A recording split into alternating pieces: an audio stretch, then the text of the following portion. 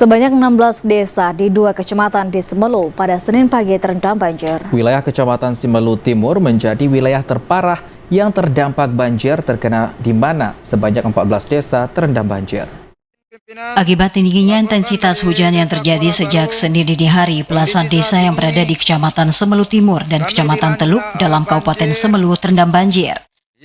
Akibatnya ratusan rumah warga terendam banjir hingga beberapa sentimeter. Berdasarkan data yang dihimpun BPBD Semelu, sebanyak 14 desa di Kecamatan Semelu Timur dan 2 desa di Kecamatan Teluk dalam terendam banjir. Selain itu, ruas jalan provinsi yang berada di desa Kuala Makmur ambles akibat adanya debit air sungai yang tinggi dan dilintasi alat berat. Hal ini membuat sebagian besar ruas jalan ini rusak berat. Kalak BPBD Semelu Zulfatli melalui sambungan seluler mengatakan banjir yang terjadi surut pada Senin siang. Pihaknya juga telah melakukan pendataan terhadap sejumlah kepala keluarga yang terdampak banjir. Itu adalah daerah yang terparah, yang terdampak banjir. Hingga pantauan kami tadi sore sekitar pukul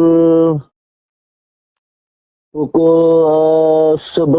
lewat itu masih menggenangi banjir, masih menggenangi rumah masyarakat.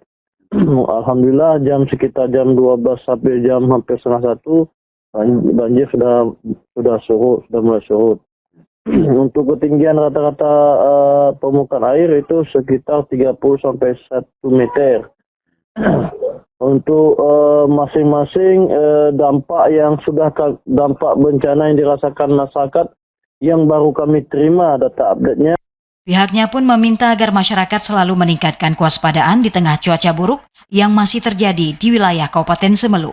Dari Semelu, Al-Asab, TVRI Aceh melaporkan.